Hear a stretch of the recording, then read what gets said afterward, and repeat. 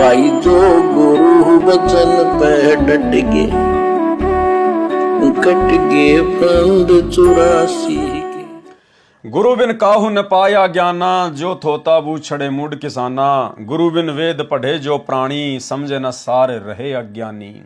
आज हम प्राणियों ने सतगुरु रामपाल जी परमेश्वर जी को अपना सतगुरु धारण किया, उसके बाद हमें इन शास्त्रों का ज्ञान समझ में आया है। अन्यथा इससे पहले हम ग्रंथ भी पढ़ा करते थे, अपने आप को विद्वान भी समझा करते थे। कोई गीता का पाठ करता था, कोई वेदों के श्लोक पढ़ा करता था, लेकिन सार नहीं समझ पा रहे थे। और जैसे ही सतगुरु रामपाल जी परमेश्वर जी की शरण में आए, उनके सत्संग सुने, आज हमें पहली कक्षा के कायदे की तरह वेद, गीता, कुरान, पुराण, बाइबल समझ में आ गए। कबीर नौमन सूत उलझिया, ऋषि रहे झकमार। सतगुरु ऐसा सुलझा दे, उलझे न दूजी बार। आज सतगुरु रामपाल जी परमेश्वर जी ने सभी धर्मों के सभी सदग्रंथों को सुलझा के रख दिया है। इस कलयुग में अब ये उलझने वाले नहीं हैं।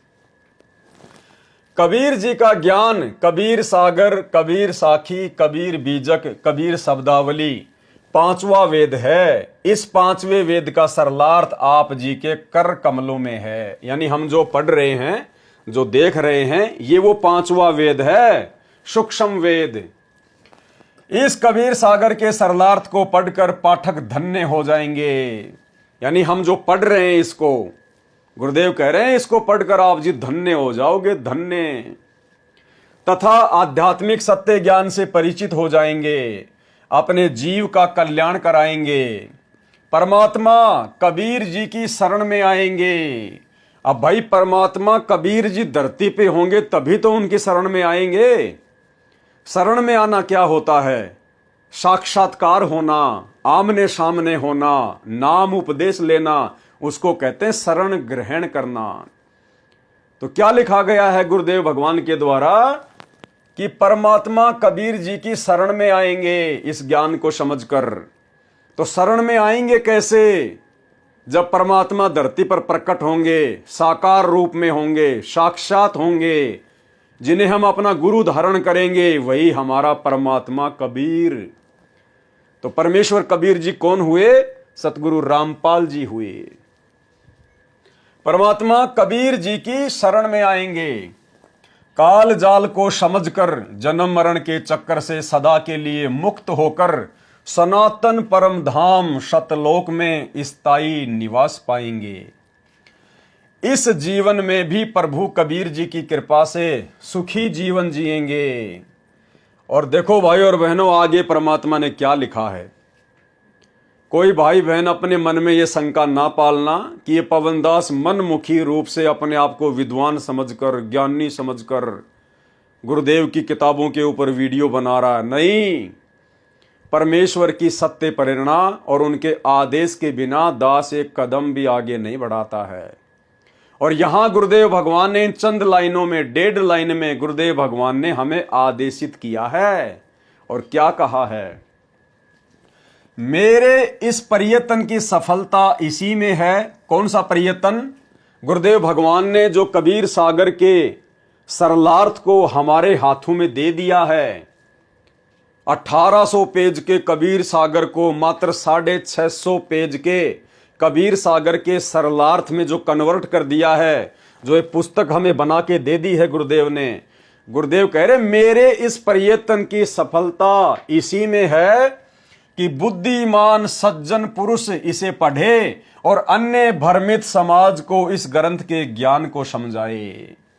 यानी गुरुदेव ने आदेश दे दिया कि अगर किसी भगत की बुद्धि खुल जाए और अगर उसको ये बात समझ में आ जाए, तो मेरे द्वारा अनुवादित किए गए इस कबीर सागर के सरलार्थ को स्वयं भी समझे और अन्य भ्रमित भगत भाई बहनों को भी समझाए, अन्य लोगों को भी समझाए। तो गुरुदेव भगवान के आशीर्वाद से आप और हमने जितनी बुद्धि गुरुदेव भगवान ने बख्शी है, उस आधार से इसको समझा है। और भाई और बहनों, अब परमेश्वर के आशीर्वाद से जो वीडियो बनाए जा रहे हैं, ये अन्य लाखों भगत भाई बहनों तक जाएंगे। वो भी इसको पढ़ेंगे, देखेंगे, परमात्मा उसको भी सद्बुद्धि देगा और अपनी शरण में आने की सत प्रेरणा भी करेंगे। तो यहां पर दास कोई अपनी तरफ से मनमुखी होकर ये वीडियो नहीं बनाता है, मैं तो गुरुदेव भगवान के इस आदेश की पालना कर रहा हूं। मेरे इस प्रयत्न की सफलता इसी में है कि बुद्धिमान सज्जन पुरुष इसे पढ़े और अन्य भ्रमित समाज को इस ग्रंथ के ज्ञान को समझाए। परमेश्वर कबीर जी की शरण में लगाए तथा एक जीव को गलत भक्ति से हटाकर सत्य पुरुष की सत्य भक्ति पर लगाकर 1 करोड़ गायों को कसाई से छुड़वाने के समान पुण्य प्राप्त करेंगे। इतना पुण्य बताया गुरुदेव भगवान ने। एक आत्मा को यदि सतगुरु की शरण में लाके छोड़ दिया जाए तो कितना पुण्य मिलता है, जैसे 1 करोड़ गायों को कसाई से छुड़वाने के समान पुण्य। विश्व के मानव का जीवन सफल होगा, सर्व मानव प्रेम तथा निष्कपटता से जीवन जिएगा। जो इस ग्रंथ को पढ़कर अमल यानी इसमें लिखे को मानकर अपनी भक्ति क्रिया बदलकर भक्ति करेगा, उसकी 101 पीढ़ी मोक्ष को प्राप्त करेगी। ये किसका वचन है? सतगुरु रामपाल जी परमेश्वर जी का वचन है। साध वचन पलटे नहीं, चाहे पलट जाए ब्रह्मांड। और सतगुरु बोले सहज सुभाए, सतगुरु का बोला मिथ्या न जाए। अगर हमने गुरुदेव भगवान के कर कमलों से लिखित इस ग्रंथ को पढ़कर जो शिक्षाएं इसमें लिखी हैं, जो ज्ञान इसमें लिखा है, यदि हमने अपने जीवन में उतार लिया, अमल कर लिया, तो हम तो पार होंगे। हमारी 101 पीढ़ियों को परमात्मा मोक्ष का अधिकारी बनाएगा। यह लेखक का विश्वास है। लेखक कौन है? सतगुरु रामपाल जी भगवान। और भगवान का विश्वास तो भाई पक्का होता है, पक्का पत्थर की लकीर, यानी इसमें कोई मेनमेख नहीं है, कोई झूठ नहीं है। जब खुद कबीर भगवान ने कह दिया कि यह लेखक का विश्वास है, लेखक कौन? स्वयं कबीर भगवान सतगुरु रामपाल जी, तो इसमें एक भी शब्द आपको झूठ नहीं मिलेगा। तथा परमेश्वर कबीर जी का आदेश तथा निर्देश है।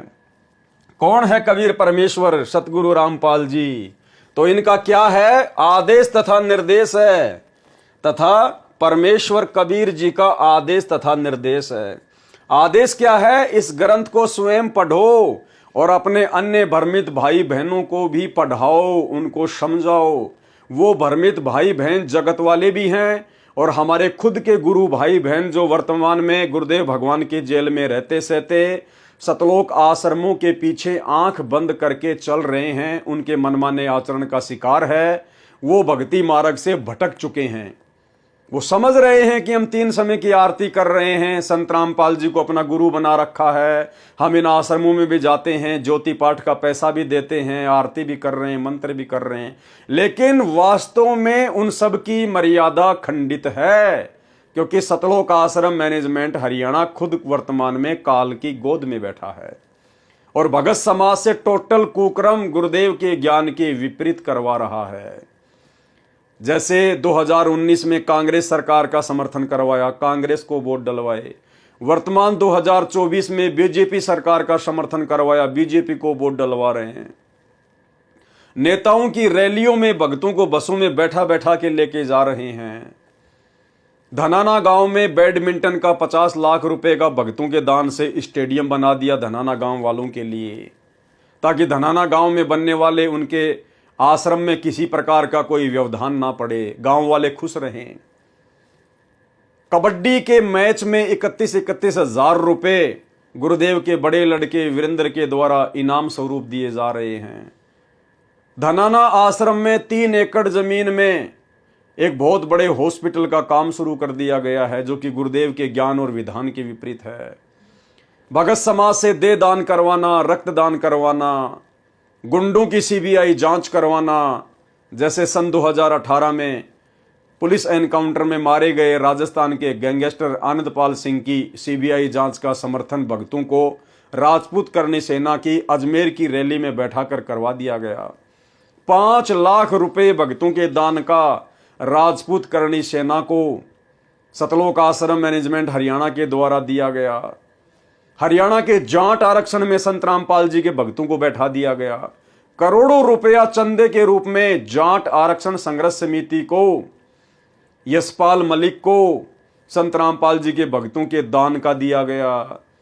तो तमाम प्रकार की मर्यादा संगत की तुड़वाई गई है और वर्तमान में भी तुड़वाई जा रही है। इसलिए हमारे खुद के 90% गुरु बहन भाई वर्तमान में भक्ति मार्ग से भटके हुए हैं, उनकी मर्यादा सुरक्षित नहीं है।